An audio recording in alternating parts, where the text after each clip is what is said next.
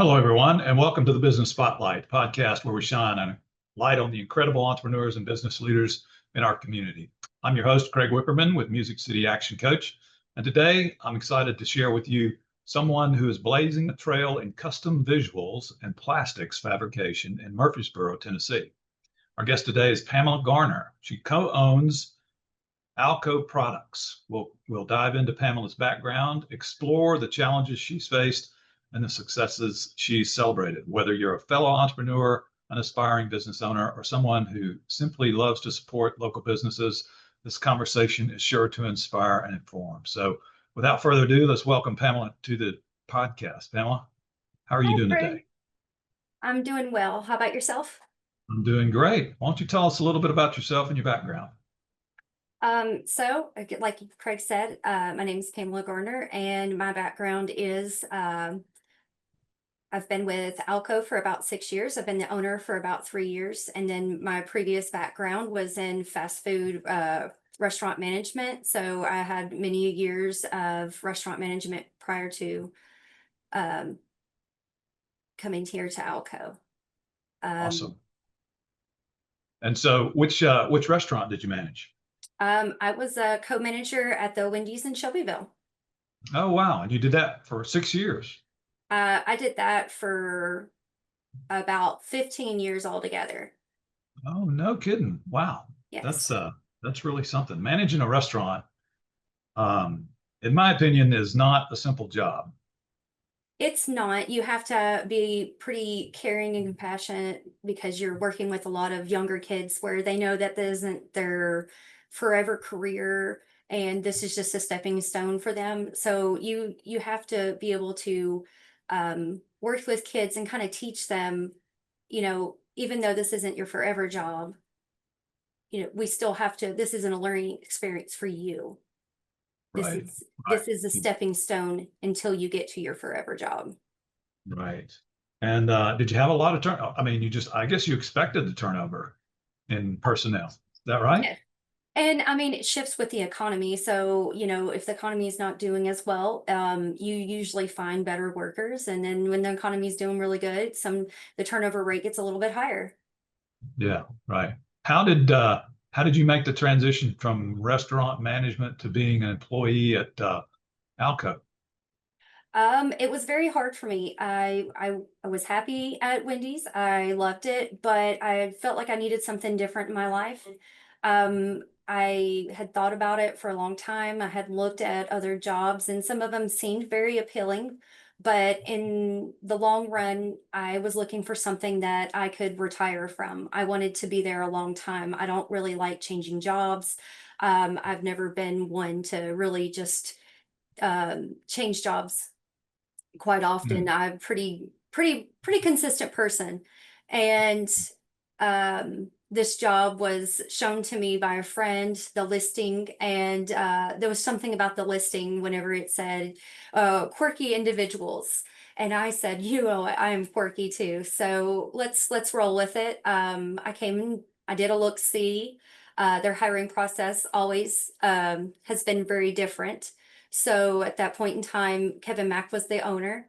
And we went through this hiring process. There's a look see. Then you get to interview with each one of the employees. And then after that, the owner took me and my husband out to dinner. And I was thinking the whole entire time, we're just going to roll with this. This is so different. And you know what? It's been a blast since. I was hired on. I started in the shipping department, eventually moved into the engraving department, and became the production supervisor. In that time, I just really, really, really loved the atmosphere here and how nothing was a competition so much as so as everybody wanted to work together because we all had the same goals. We all wanted the customer to get their order fast, but also we wanted to make sure it was correct. We all would work together on different ideas and products to come up with. It was just something I hadn't really experienced before, and it was really different. This business has always been very family orientated. We understand at the end of the day, everybody's got to go home to a family. There's a reason why you're here, and it's to support your family. So whenever Kevin Mack um, decided that he wanted to retire, and he approached Ezra and I and said, "Hey, I really think that y'all would do great running Alco. Would you like to purchase it?" It really didn't take me long to decide that yes, this was the next step in my career, from years in management to a supervisor role in the back, to just knowing that I couldn't let anybody else purchase Alco. I loved Alco just as much as my boss did. And I was just really honored that he asked me, but at the same time, a little overwhelmed at the entire process. But that's kind of how I came to be at Alco and an owner in such a short amount of time. Yeah, that's pretty awesome. I mean, so what role were you in when the offer was made?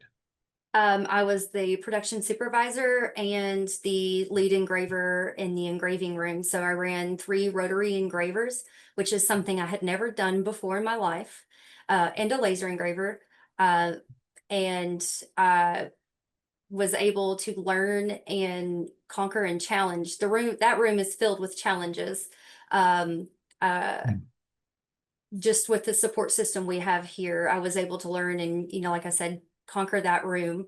That's what I call it, the room of 1,000 different ways to cut yourself. But This, this is the engraving room? yes, Hmm, plastic interesting. cuts.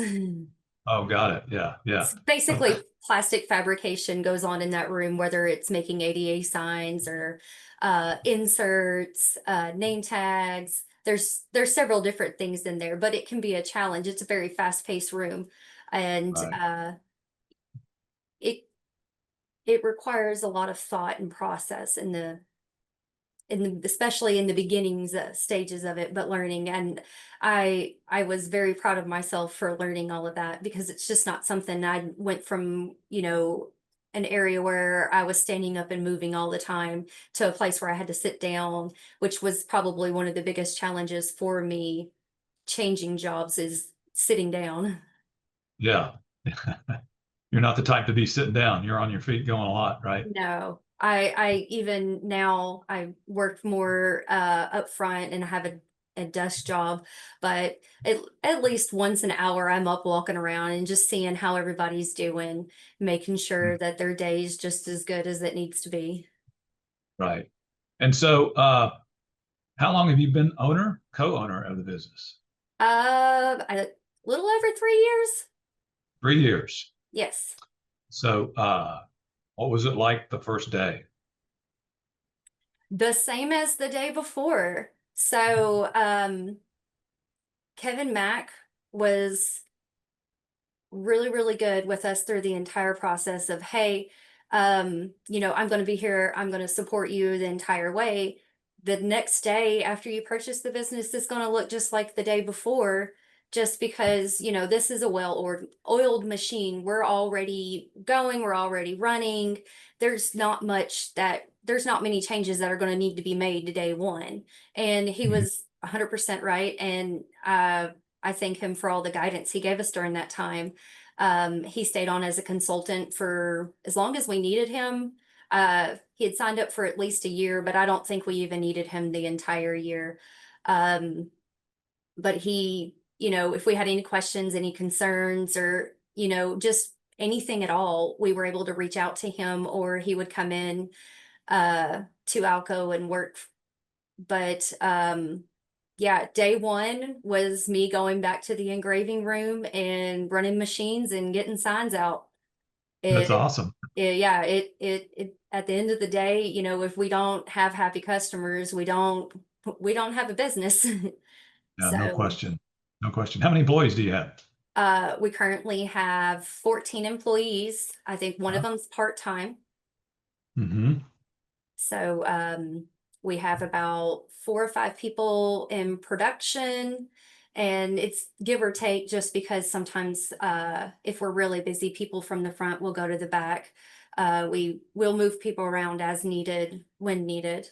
We Hmm. have two and a half. Can we call it two and a half? We have a project manager in learning, so two, and then one in learning of project management. We have our CSR ladies that are wonderful. They provide excellent customer service to all of our wonderful customers, and we have a marketing department as well. So even though we're a really small business, we do a lot of stuff. Gotcha. So you mentioned, well, there's custom visuals and there's plastic fabrication. Are Mhm. those two different lines with two different customer bases, or are they kind of the one and the same? Both. Hmm. So plastic fabrication could be an ADA sign, but also plastic fabrication could be pieces for a machine shop. So Oh, when we purchased another local business about a little over a year ago. And when we purchased this business, we added on our plastic distribution side, but was able to expand our capabilities by introducing more so the plastic fabrication side on the CNC aspect of it. So we're able to um, CNC route where before we didn't have those. So mhm. plastic fabrication is just any type of plastic fabrication, any type of manipulating of the plastic. So um, any signs, inserts, and name tags we do are technically plastic fabrication. But whenever we advertise that a little more, it's more towards the machine shops. We've gained a lot of those customers through the purchase of the business that we got in April last year. And Wow. so when they're looking for somebody, they look for plastic fabrication and plastic distribution. So we can distribute the plastic, we can fabricate parts for machine shops, and basically they send over schematics and we're able to reproduce what it is they need. Yeah. Wow. So with the acquisition, then you've somewhat diversified Mhm. um, and actually expanded vertically. So you're able to make plastic for your own signs, but then as well leverage that to sell plastics to other companies outside your space. Then, Right. And so when Alco Products started, it was actually Alco Plastics. And this is back in 1969. So years ago, before I was ever thought of, it was Alco Plastics. And as Alco had evolved and went through change of ownership, Kevin Mack actually, changed it to Alco Products. And mhm, so when we purchased this plastics business, we said, hey, we're kind of getting back to our roots a little bit, as we were a plastics company a long time ago. Um, we're just trying to get heavier into the plastics. right. Okay. Well, let me switch gears a little bit now and tell me about your experience. As co-owner, what role do you have now? And what, I'm sorry, what's your partner's name? So my partner's name is Ezra Metcalf. He is the CEO and the president. I I see. I am the chief operating officer and the secretary, and I picked that because at the point in time I didn't want to be the president. Um, Mhm.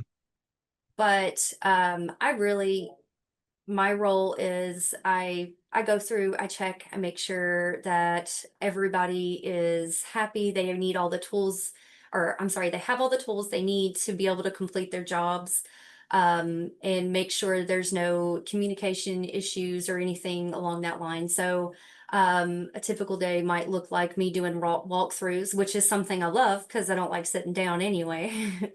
But Mhm. I get up, walk through, check on everybody, see how they're doing, make sure that, nothing gets dropped, falling through the cracks. Order wise, we really like to make sure our orders get out in 24 to 48 hours.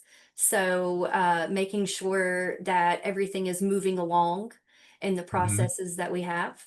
I love to go back and check on the engraving room, just because, I I put a lot of blood, sweat, and tears into that room. So I just like going and checking in there and seeing how things are going. Um, we're all very close knit, so I like to see, make sure employees are doing well and how their day's going. Um, but I think through that process and just checking on employees, I get a lot of feedback from them, and they'll tell me about their day or any issues they're having or any needs they might have to be able to complete a job. And I think it's really a good thing to just know your employees and know what their needs are and just checking in and saying hi. Right, right, right. That goes a long way in building the culture that you want, Yes. mentioned being a family business, and you sounds like, it's a pretty important, it was important to Kevin before, and you guys Hmm. have kind of carried on that same kind of priority. Yes, and that was part of our priorities when we bought the business, is to keep most everything the same. I mean, obviously, we're going to put a little bit of Pam and Ezra's spin on things, but for the most part, we just wanted everything to stay the same because we loved the culture that had been fostered here already. Right. What's the most valuable learning you've had since becoming partner in the business?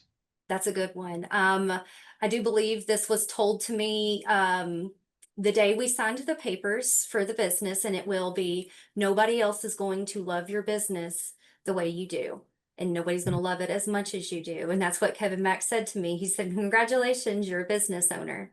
He's like, "Nobody's going to care as much as you," and Mhm. I I know that.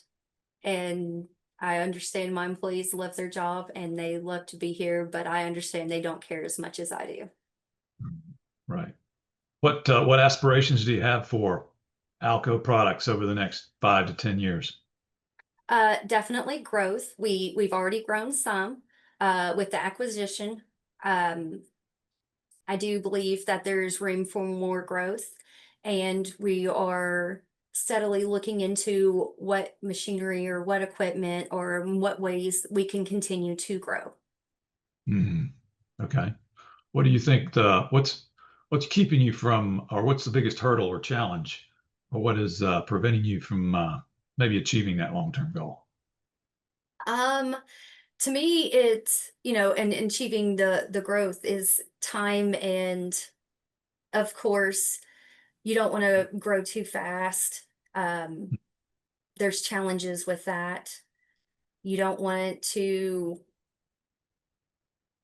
um, not grow at all, because then you're going to fizzle and die out. So I think the biggest challenges for us would be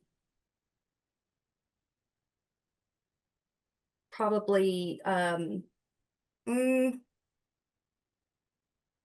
You think it's acquiring customers?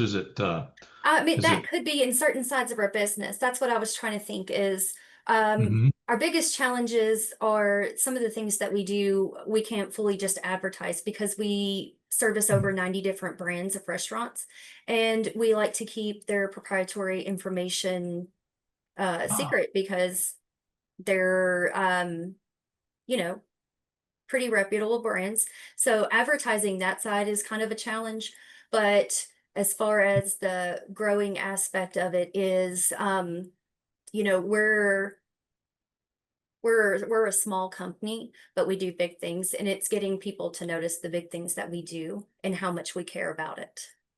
mhm. I see. Um, Tell me, uh,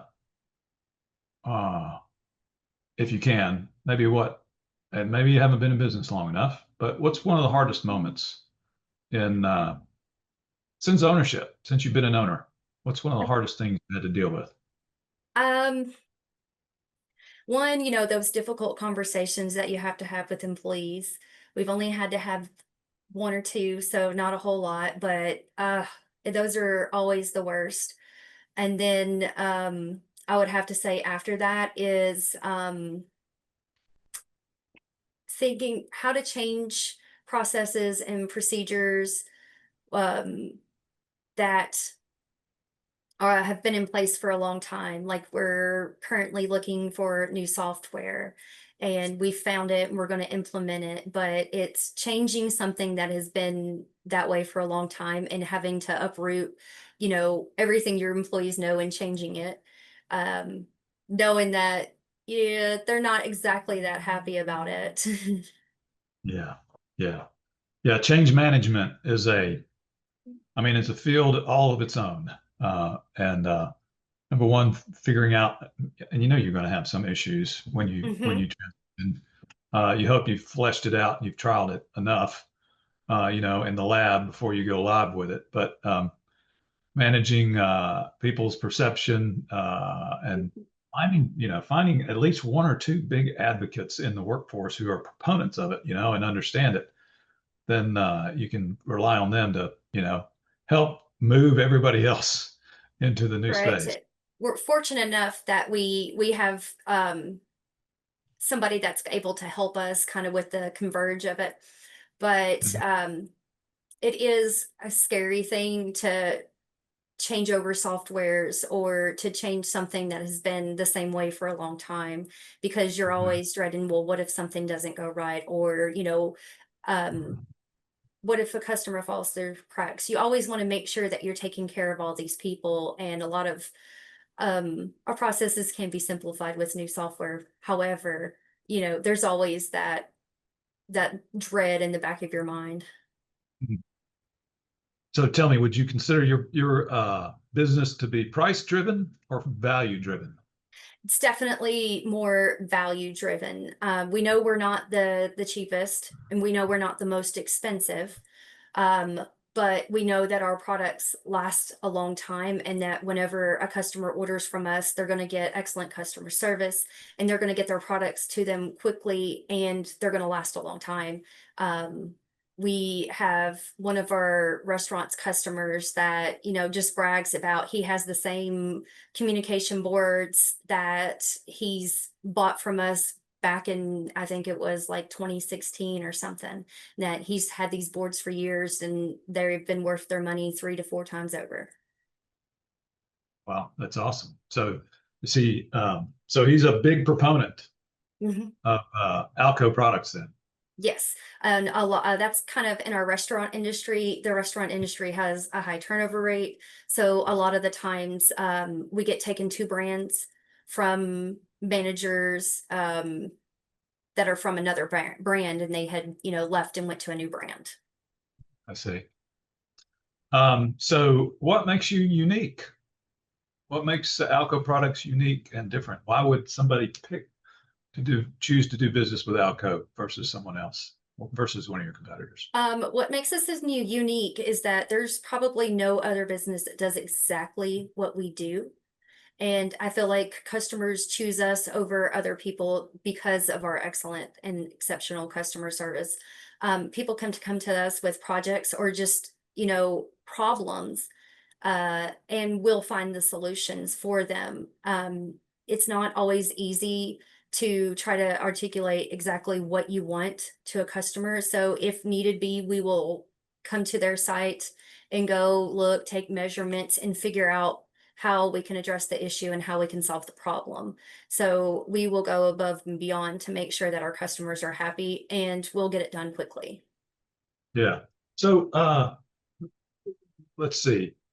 Can you share with us like an example of a problem where you guys had to go on site and get some more clarity, some more specificity? Is this on the signage side or is this on the plastics manufacturing side? It's happened on all of them. So, Okay. the signage side, we had a customer that had a signs in the front, like as you would pull in, think of it like a directory, and Hmm. it was laid more towards the ground, and they wanted replacement signs to go in those, but they wanted something that would last a little bit longer because the previous ones, which we didn't make, didn't last so long. So we had one of our employees go out there, and he looked at the frames they had and what all they wanted, and what they wanted versus what they have and what they want at the end, what their end goal is. So typically in that process, we'll make a proof and kind of show them, hey, this is what we can do. And so we went through that process, made the changes. They really liked that. We brought the frames here to Alco so that we could make sure that the signs themselves fit into the frames, and then took the frames back and then installed them. And of course, that was a place here locally, I think in Franklin. So it was a little bit closer, but we actually have a large hospital that we do business with as well. And when they order signs from us, there are some occasions where we'll fly. I've flown to Texas, Illinois, Wisconsin, where we've installed signs there. And I think there was one place in Texas where I actually went and did a walkthrough through this hospital to help them identify which signs they would need. So Mhm. it really doesn't matter where you are. We can come to you if we need to. Yeah. And so, how much of your business is generally is local, say here in Tennessee, driving distance versus outside of Tennessee? What would you I say the would mix? say it's a small percentage. We're more nationwide, where we do a lot of things locally for um, Rutherford County or Nissan, stuff like that. But majority of our business is out of state. Oh, wow. Okay. That's awesome. Okay. So we're coming down the home stretch. I'm going to ask you a few questions here to wrap things up and we'll put a bow on it. How's that? Sounds wonderful. So tell me about either a book you've read maybe some time ago or one you've read recently that you kind of attribute to maybe your success or some insight that you've gained, or maybe it's I'll say and or maybe a mentor or a leader or someone who's influenced you. Okay, so for a book, I would have to say Mel Robbins and the Let Them Theory. And I realize it's not a direct management style book, but it can be applied to leadership by emphasizing trust and support and clear expectations. So I I read this book, I want to say last year, and it really was an eye opener, but also being able to apply it to my personal life, but my professional life. It's a great book to help you understand and control. Bosses sometimes have control issues, and it helps me step back and say, okay, well, let me. What can I do better? What can I um, how can I better address this situation next time? So to me, it helps me keep asking myself, what can I do better? And as people, sometimes we don't think about that, and it helps me to realize that in each situation I have choices, and which I don't really have a problem per se here at work or anything like that, but it does help whenever you're trying to help nurture this growing environment. Mhm. Tell me again the name of the book. It's Mel Robbins is the Let author. them, yeah, it's called the Let Them Theory. The Let Them Theory. Okay, Yes, interesting. I don't know about that one. it's a good one. I highly suggest reading it. I'll go check it out. Next question. So if I had a magic wand and could wave it over anything in your business to make it better or change it in some way, what would that be? Um, so I would definitely say we need more room. I would like to expand Alco. Since the acquisition last year, having a little bit more space has been challenging. I would definitely love some more space. Eventually, we'll have to expand, whether that be a new building or what, I'm not sure. We're not there yet, but we definitely could use some more space. Okay. And then lastly, what are you most proud of in your journey or in your ownership or where you're at? Tell me what you're most proud of with Alco. I think I'm proud of my journey. I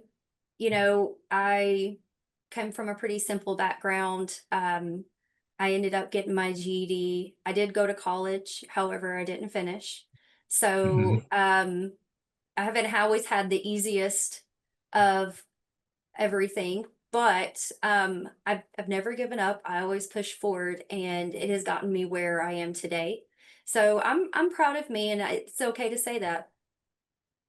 Absolutely. Well, Pamela, congratulations. Yes, I'm proud of you too. That's Well, thank you. fantastic. Thanks for taking the time to share. We really do appreciate your enthusiasm about Alco and its direction and its future. And thanks for sharing it with the community. Well, thank you. Appreciate you having me. All right. Have a good day.